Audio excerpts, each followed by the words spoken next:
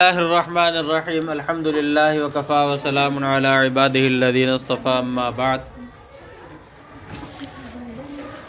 آگے فرماتے ہیں امام طحاوی رحمۃ اللہ علیہ وَأَنَّ مُحَمَّدًا عَبْدُهُ الْمُصْطَفَى وَنَبِيُّهُ الْمُجْتَبَى وَرَسُولُهُ الْمُرْتَضَى، اور بے شک حضرت محمد صلی اللہ علیہ وسلم اللہ تبارک و تعالی کے برگزیدہ بندے ہیں، وَنَبِيُّهُ الْمُجْتَبَى، اور اس کے چنے ہوئے نبی ہیں، چنے ہوئے نبی ہیں، وَرَسُولُهُ الْمُرْتَضَى، اور اس کے پسندیدہ رسول ہیں، برگزیدہ بندے ہیں، اور اس کے چنے ہوئے پیغمبر ہیں یا چنے ہوئے نبی ہیں، اور اس کے پسندیدہ رسول ہے۔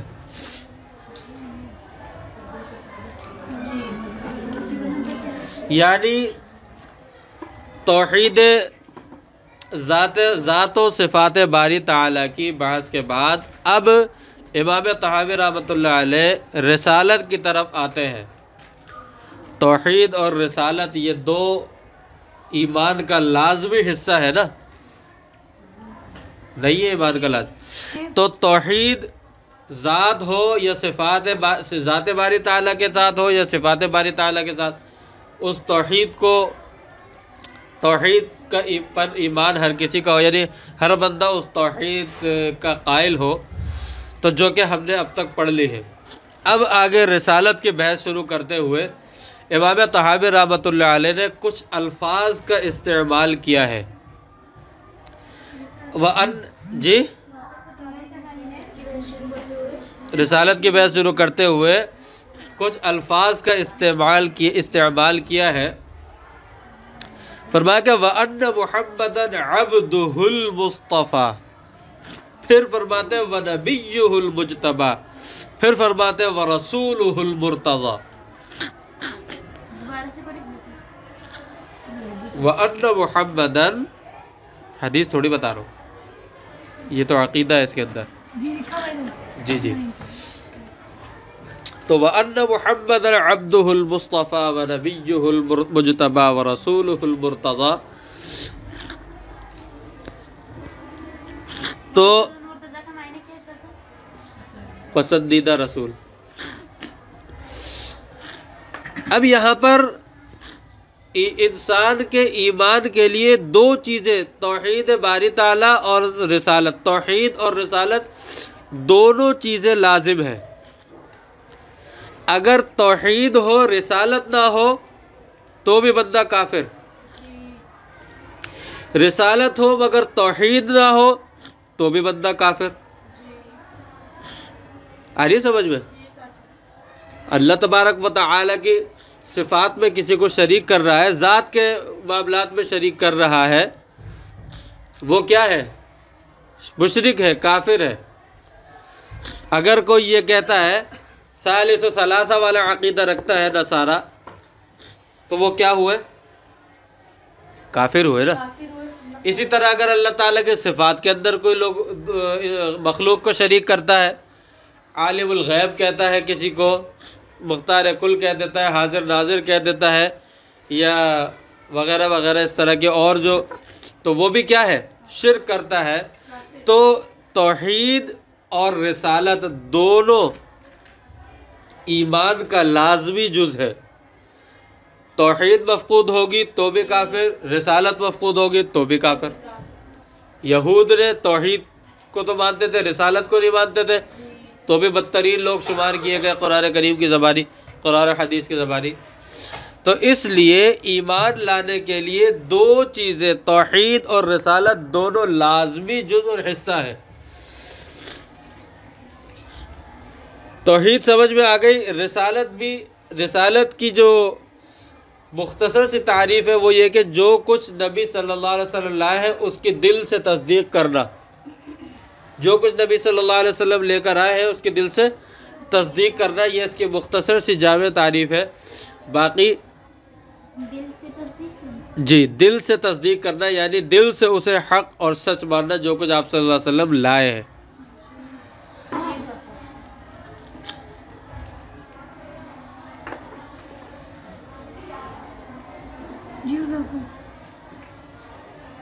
تو یہ جو میں نے عرض کیا کہ توحید اور رسالت یہ لازم ہے، ایک دوسرے کے ساتھ لازم ملزوم ہے، اور ایمان کا دونوں لازمی حصہ ہے۔ اللہ تبارک و تعالیٰ بھی قرآن کریم میں فرماتے ہیں نا وَمَا قَدَرُ اللَّهَ حَقَّ قَدْرِهِ اِذْ قَالُوا مَا أَنزَلَ اللَّهُ عَلَى بَشَرٍ مِّن شَيْءٍ، یعنی ان لوگوں نے اللہ تعالیٰ کی قدر نہیں کی جیسے قدر کرنی چاہیے تھی جب انہوں نے کہا کہ اللہ تعالیٰ نے کسی انسان پر کچھ بھی نازل نہیں کیا۔ ما انزل اللہ علی بشر من شیء، جب انہوں نے یہ کہا کہ اللہ تعالیٰ نے کسی انسان پر کچھ بھی نازل نہیں کیا، یعنی وہ یہ کہتے ہیں کہ رسالت وغیرہ وحی یہ کسی انسان پر تھوڑی نازل ہوتی ہے۔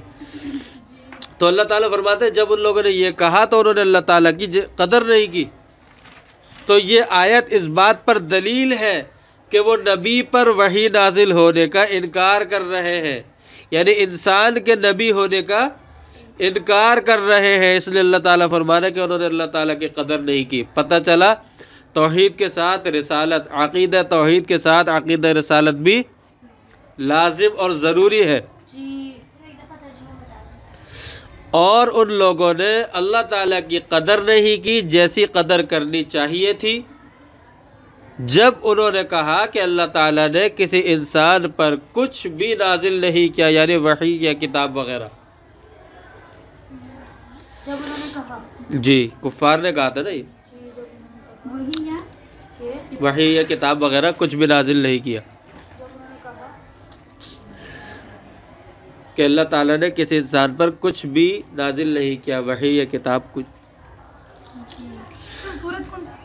سورۃ الانعام آیت نمبر 91، آیت نمبر 91۔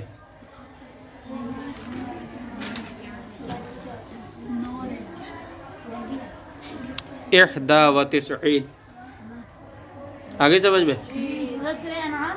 جی سورۃ الانعام۔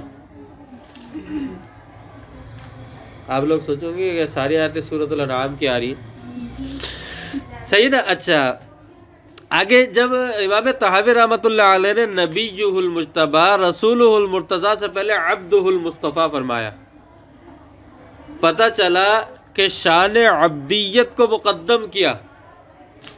امام طحاوی رحمۃ اللہ علیہ نے شان عبدیت کو کیا کیا؟ مقدم کیا۔ کیوں مقدم کیا امام طحاوی رحمۃ اللہ علیہ نے شان عبدیت کو شان نبوت اور شان رسالت پر سے؟ اس لیے کہ شان عبدیت ہر شان سے بلند ہے۔ امام طحاوی رحمۃ اللہ علیہ نے عبدہ کو نبیہ اور رسولہ پر مقدم کیا، یعنی شان عبدیت کو پہلے بیان کیا، اس لیے اس سے پتہ چلا کہ شان عبدیت ہر شان سے بلند اور بالا ہے۔ شان عبدیت ہر شان سے بلند اور بالا ہے۔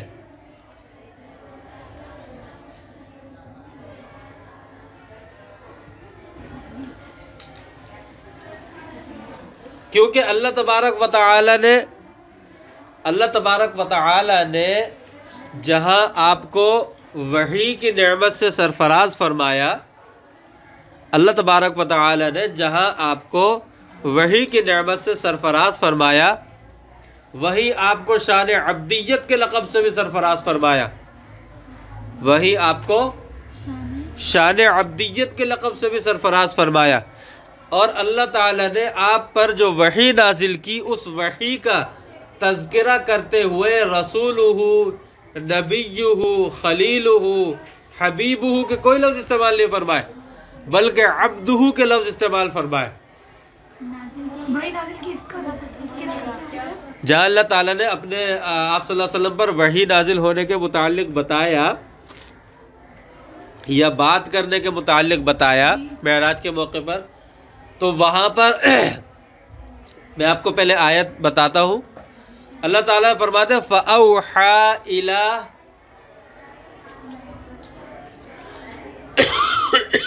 جی کوئی حافظہ نہیں ہے؟ فَأَوْحَى إِلَىٰ عَبْدِهِ مَا أَوْحَى، سورۃ النجم کے اندر ہے نا کہ اس نے اپنے بندے پر جو وحی چاہی کری، اس نے اپنے بندے پر جو وحی، ہاں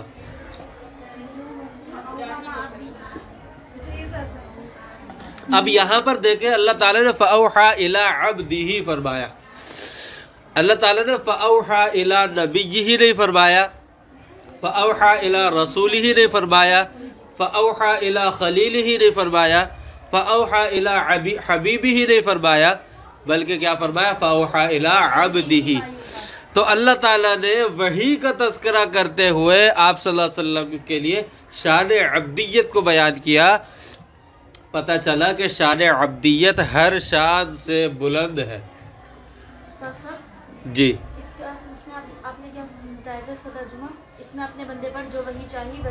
ہاں، اپنے بندے پر جو وحی چاہی وہ وحی کی۔ معراج کے موقع پر یہ بیان کر ہے نا سورۃ النجم کی آیت نمبر 10 میں۔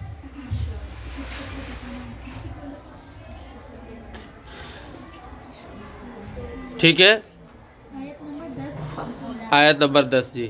اسی طرح ایک اور جگہ اللہ تبارک و تعالی فرماتا ہے وَإِن كُنتُمْ فِي رَيْبٍ مِّمَّا نَزَّلْنَا عَلَىٰ عَبْدِنَا فَأْتُوا بِسُورَةٍ مِّن مِّثْلِهِ، اگر تمہیں اس بارے میں جو ہم نے اپنے بندے پر نازل کیا اس کے متعلق اگر تمہیں کوئی شک ہے، فَأْتُوا بِسُورَةٍ مِّن مِّثْلِهِ، تو تم بھی اسی جیسی کوئی ایک صورت بنا کر لاؤ۔ تو یہاں پر علی نبینا، علی رسولنا، علی حبیبنا، علی خلیلنا کوئی لفظ نہیں فرمایا، علی عبدنا فرمایا۔ پتہ چلا یہ سورہ بقرہ کی آیت ہے، آیت نمبر 23 ہے۔ ہاں تم بھی اس جیسی کوئی صورت لے کر آؤ جو اگر تمہیں اس چیز میں جو ہم نے اپنے بندے پر نازل کی کوئی شک ہے تو تم بھی اس کے مثل کوئی صورت لے کر آؤ۔ یہ چیلنج دیا گیا تھا نا کفار کو، مشرکین کو۔ تو سورۃ البقرہ کی آیت نمبر 23 کے اندر اللہ تعالیٰ نے فرمایا، تو پتہ چلا عبدنا، شان عبدیت سب سے بلند ہے۔ اسی طرح اللہ تبارک و تعالیٰ سورۃ الفرقان اس کے اندر اس کی ابتدا میں کیا فرماتے ہیں، یعنی پہلی آیت ابتدائی کیسے ہوتی ہے؟ تبارک الذی نزل الفرقان علی عبدہ، پاک ہے وہ ذات کہ جس نے فرقان اپنے بندے پر یعنی قرآن اپنے بندے پر نازل فرمایا۔ جی 23 اتنی پیچھے چل رہی ہے قرآن اپنے بندے پر نازل فرمایا۔ جی، بابرکت ہے وہ ذات جس نے قرآن اپنے بندے پر نازل فرمایا۔ یہ سورہ فرقان کی ابتدائی پہلی آیت ہے۔ اسی طرح اللہ تبارک و تعالی نے فرمایا سبحان الذی اسری بعبدہ برسولہ بنبیہ، نہیں فرمایا بعبدہ لیلا من المسجد الحرام، سورہ اسراء کی ابتدائی پہلی آیت 15ویں پارے کی پہلی آیت۔ یا اسراء، جی بنی اسرائیل بھی ہوتا ہے، سورہ اسراء بھی کہتے ہیں، دونوں نام ہیں۔ تو اس سے پتہ چلا کہ شان عبدیت سب سے بلند شان ہے۔ ٹھیک ہے جی، پہلی آیت، شان عبدیت سب سے بلند شان ہے۔ وآخر دعوانا الحمدللہ رب العالمین۔ بسم اللہ الرحمن الرحیم، الحمدللہ وکفا وسلام علی عبادہ الذین اصطفیٰ، اما بعد، وَأَنَّهُ خَاتَمُ وَأَنَّ مُحَمَّدًا عَبْدُهُ الْمُصْطَفَى وَنَبِيُّهُ الْمُجْتَبَى وَرَسُولُهُ الْمُرْتَضَى۔ اس کے تحت آپ کو بتایا گیا تھا کہ شان عبدیت ہر شان سے بلند و بالا ہے، اسی لیے عبدہ پہلے ذکر کیا، اور قرآن کریم میں بھی اللہ تبارک و تعالی نے جگہ جگہ سبحان الذی اسری بعبدہ لیلا من المسجد الحرام وَإِن كُنتُمْ فِي رَيْبٍ مِّمَّا نَزَّلْنَا عَلَىٰ عَبْدِنَا تَبَارَكَ الَّذِي نَزَّلَ الْفُرْقَانَ عَلَىٰ عَبْدِهِ۔ پتہ چلا آپ شان عبدیت سب سے بلند و بالا شان ہے۔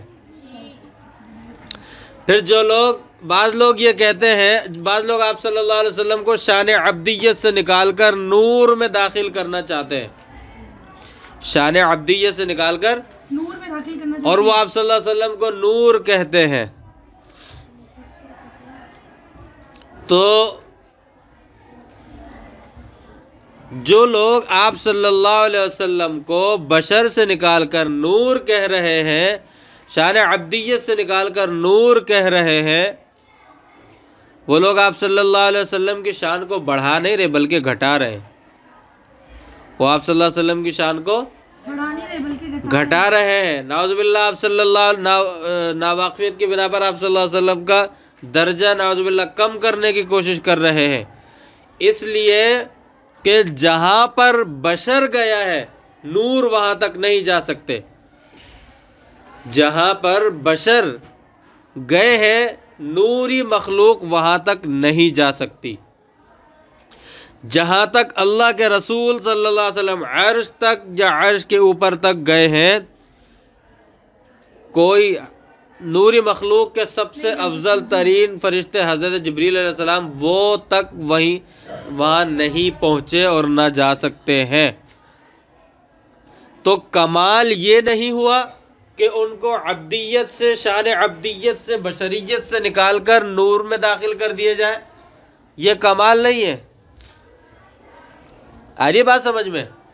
بلکہ کمال یہ ہے کہ ان کو ان کی شان عبدیت میں رکھا جائے اور پھر ان کو اللہ تبارک و تعالی کہاں لے کے گئے.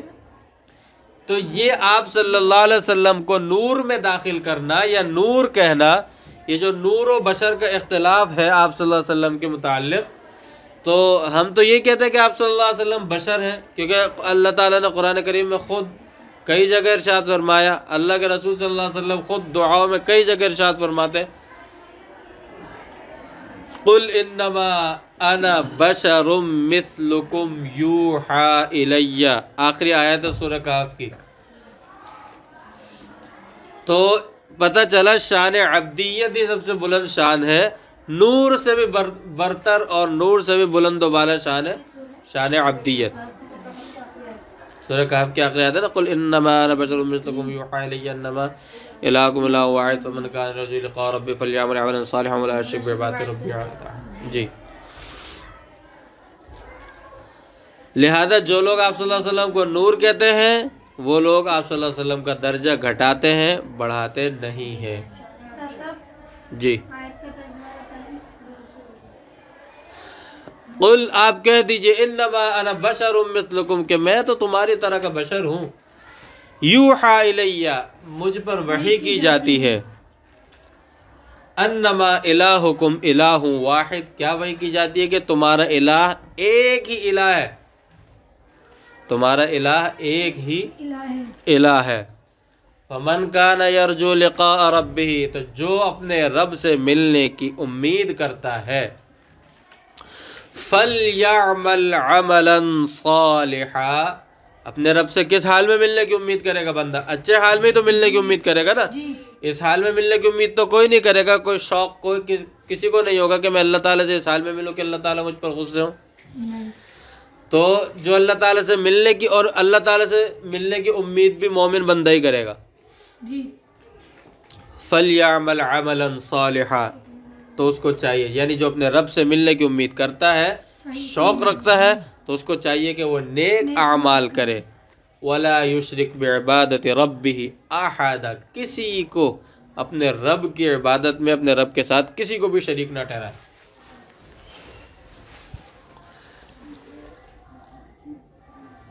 اور دوسری بات یہ کہ جہاں تک شان عبدیت پہنچی ہے نوری وہاں تک نہیں پہنچ سکے. سدرۃ المنتہا پر رک گئے تھے حضرت جبریل علیہ السلام جو کہ نوری مخلوق کے سردار ہیں. نوری مخلوق کے کیا ہیں؟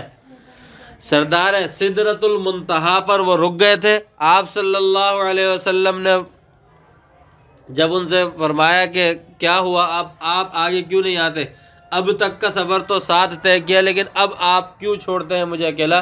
تو انہوں نے کیا فرمایا کہ نہیں، اس سے آگے اگر میں اور آگے جاؤں گا تو میرے پر جل جائیں گے، اللہ کی تجلی سے میرے پر جل جائیں گے، اس سے آگے جانے کی مجھے اجازت نہیں ہے. شیخ سعدی رحمۃ اللہ علیہ نے اسی کو اپنے اشعار کے اندر بیان فرمایا، اسی بات کو فرماتے ہیں بدو گفت سالار بیت الحرام کہ اے حامل وحی برتر خرام، بدو گفت سالار بیت الحرام کہ اے حامل وحی برتر خرام. بیت الحرام جی بدو گفت سالار بیت الحرام، جی دوسرا مصرع ہے کہ اے حامل وحی برتر خرام، اے حامل وحی برتر خرام، برتر حرام. خرام خا کے ساتھ، کہ جبریل علیہ السلام سے کہا کہ جبریل صلی اللہ علیہ وسلم سے بیت الحرام کے سردار نے یعنی آپ صلی اللہ علیہ وسلم نے کہا کہ اے وحی لانے والے اوپر اڑیے، اے وحی لانے والے اوپر اڑیے، چوں در دوستی مخلصم یافتی عنانم ز صحبت چرا تافتی، چوں در دوستی مخلصم یافتی، چوں در دوستی مخلصم یافتی عنانم ز صحبت چرا تافتی. یافتی جی یافتی عنانم ز صحبت چرا تافتی، کہ جب دوستی میں آپ نے مجھے مخلص پایا ہے، چوں در دوستی مخلصم یافتی، جب آپ نے دوستی میں مجھے مخلص پایا ہے، عنانم ز صحبت چرا تافتی، تو پھر میری رفاقت سے کیوں دور ہو رہے ہیں، میری رفاقت سے دور کیوں ہو رہے ہیں، یعنی آگے میرے ساتھ کیوں نہیں چل رہے. جب دوستی میں آپ نے مجھے مخلص پایا ہے تو میرے رفاقت سے کیوں دور ہو رہے ہیں، یعنی آگے میرے ساتھ کیوں نہیں چل رہے. بگفتہ فراتر مجالم نماند بماندم کے نیروے بالم نماند، بگفتہ فراتر مجالم نماند بماندم کے نیروے بالم نماند، بماندم بماندم کے نیروے نیروے بالم نماند. بالم نماند. انہوں نے کہا کہ اوپر جانے کی میرے اندر طاقت نہیں ہے، اوپر جانے کی میرے اندر طاقت نہیں رہی، میرے اندر اوپر جانے کی طاقت، اور میں تھک گیا ہوں کہ میرے بازوؤں میں طاقت اب نہیں رہی. اوپر جانے کی میرے اندر طاقت نہیں رہی، میں تھک گیا ہوں کہ میرے بازوؤں میں اب طاقت نہیں رہی، یعنی یہاں تک اڑنے کی طاقت ہے میرے بازوؤں میں، اس سے اوپر اڑنے کی میرے اندر طاقت ہی نہیں ہے. اللہ تعالیٰ نے اس سے اوپر اڑنے کی طاقت ہی نہیں دی. ارے بات سمجھ میں؟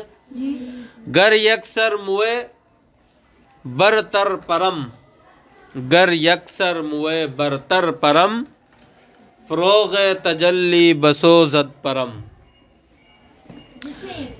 جی گر یکسر موئے برتر پرم، یہ آخری شعر ہے. گر یکسر موئے موئے برتر پرم، برتر پرم، فروغ تجلا بسوزد پرم، روغ تجلی فروغ تجلا بسوزد پرم. پرم پرم پر سے ہے جی، فروغ تجلا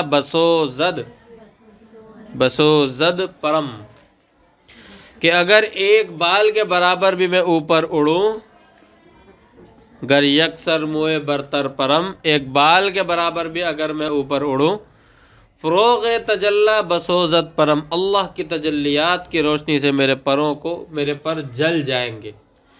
اللہ کی تجلیات کی جو روشنی ہے وہ میرے پروں کو جلا کر راکھ کر دے گی، میرے پر اللہ کی تجلیات کی روشنی سے جل جائیں گے.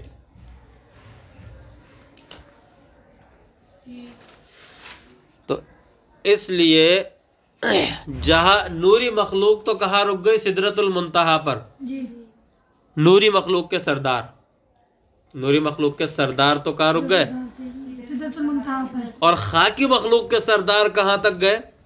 نہیں نہیں، عرش تک گئے، عرش تک گئے. لہذا آپ صلی اللہ علیہ وسلم کو نور کہنا آپ صلی اللہ علیہ وسلم کے درجے کو بڑھانا نہیں، درجے کو گھٹانا ہے.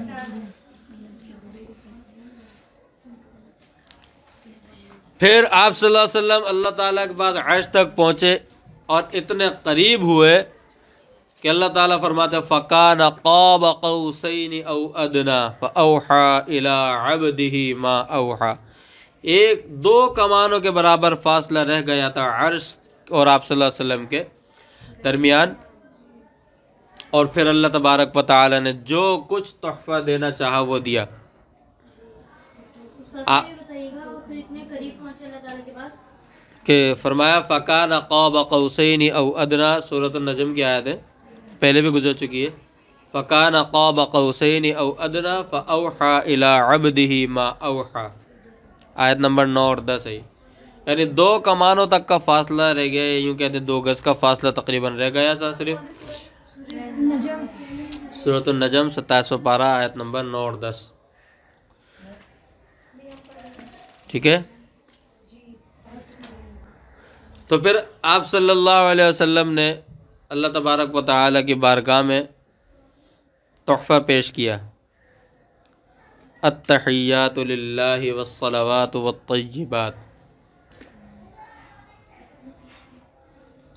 آپ صلی اللہ علیہ وسلم نے اللہ تعالیٰ کی بارگاہ میں تحفہ پیش کیا التحیات للہ والصلوات والطیبات. جواب میں اللہ تبارک و تعالیٰ نے فرمایا السلام علیک ایہا النبی ورحمۃ اللہ وبرکاتہ. تو پھر آپ صلی اللہ علیہ وسلم نے اللہ تبارک و تعالیٰ کا جو یہ سلام آیا اس کے اندر اپنی امت کو بھی اس اعزاز میں شریک فرمایا اور فرمایا السلام علینا وعلی عباد اللہ الصالحین. السلام علینا صالحین. یہ سن کر جبریل امین جو کہ سدرۃ المنتہا پر ہی رکے ہوئے تھے، جب انہوں نے اللہ اور اللہ کے حبیب صلی اللہ علیہ وسلم کے درمیان مکالمہ سنا تو ان پر بھی وجد طاری ہو گیا اور انہوں نے فرمایا اشہد ان لا الہ الا اللہ و اشہد ان محمدًا عبدہ ورسولہ. اشہد ان لا الہ الا اللہ و اشہد ان محمدًا عبدہ ورسولہ. یہاں پر بھی دیکھیں جبریل امین نے بھی سب سے پہلے آپ صلی اللہ علیہ وسلم کی رسالت کی گواہی دینے کے لیے انہوں نے یہ الفاظ کہیں، مگر پہلے تعبیر کس سے کیا؟ شان عبدیت سے تعبیر کیا، محمدً عبدہ ورسولہ. تو پتہ چلا شان عبدیت بہت بلند شان ہے.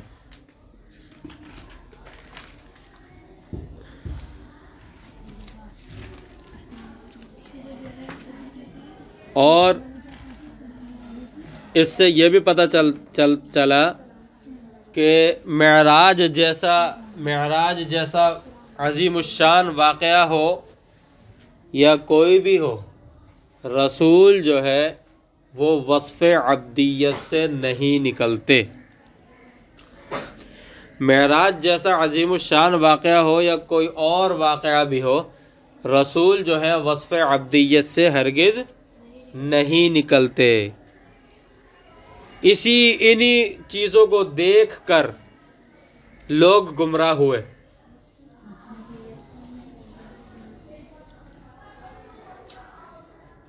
آ رہی ہے نا سمجھ میں؟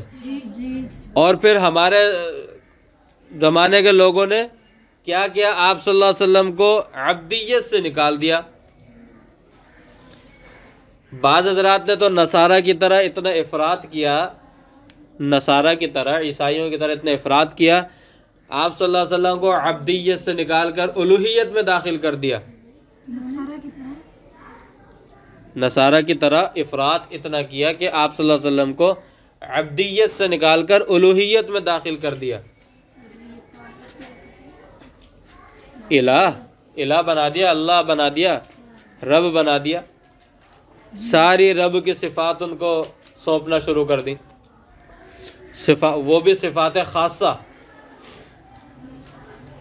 صفات عامہ میں بھی اللہ تبارک و تعالی کے مثل کوئی مخلوق نہیں ہو سکتی.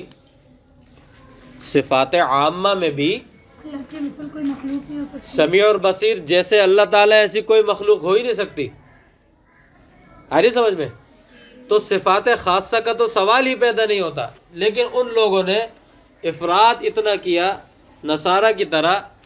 نصارہ نے حضرت عیسیٰ علیہ السلام کو کیا کہا تھا؟ ثالث و ثلاثہ. نصارہ کا عقیدہ ثالث و ثلاثہ کا تھا نا، کہ اللہ تعالیٰ کے 3 سے مرکب ہیں اور ان میں ایک حضرت عیسیٰ ہے. یہاں پر بھی انہوں نے اسی طرح کا عقیدہ بیان کیا.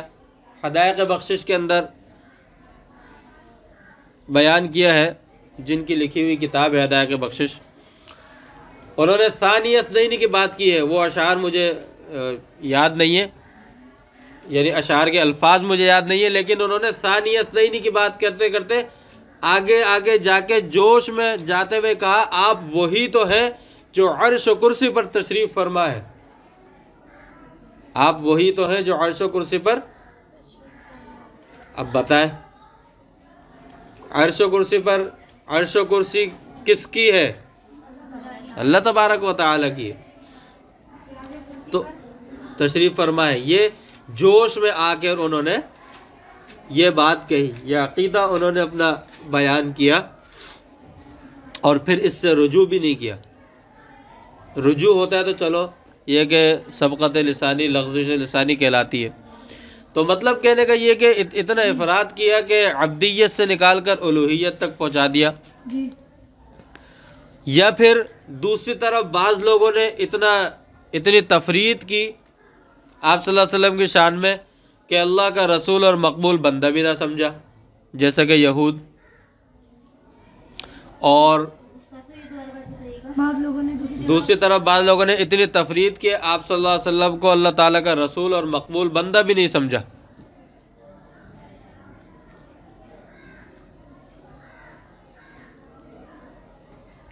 تو پتہ چلا کہ شان عبدیت سب سے بلند شان ہے. آپ نے اس کی مثال کیا دی تھی؟ جیسے یہود نے جیسا کہ دوسری ترجمے میں مقبول. حضرت عیسیٰ علیہ السلام کو انہوں نے تو الوہیت کا درجہ دے دیا تھا، اور یہود نے حضرت عیسیٰ علیہ السلام کو اللہ کا نبی ہونے سے انکار کر دیا تھا. یہود اور یہ عیسیٰ علیہ السلام کو الوہیت کا درجہ کس نے دیا تھا؟ نصارہ نے، عیسائیوں نے. تو اسی طرح آپ صلی اللہ علیہ وسلم کو بھی بہت سے لوگوں نے رسول اور اللہ کا مقبول بندہ ماننے سے بھی انکار کر دیا تھا. کفار نے. اور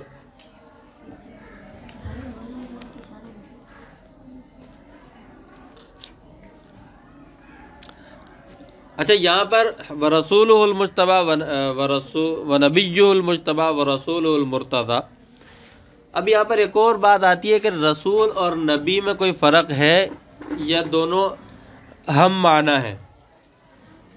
رسول اور نبی میں کوئی فرق ہے یا یہ دونوں ہم معنی لفظ ہیں؟ اس میں ویسے تو مختلف فرق، اور اس کی تفصیلی بحث آپ نے اس میں پڑھی ہوگی نور الانوار کے اندر، اصول فقہ کے اندر پڑھی ہوگی نا، رسول اور نبی کا فرق.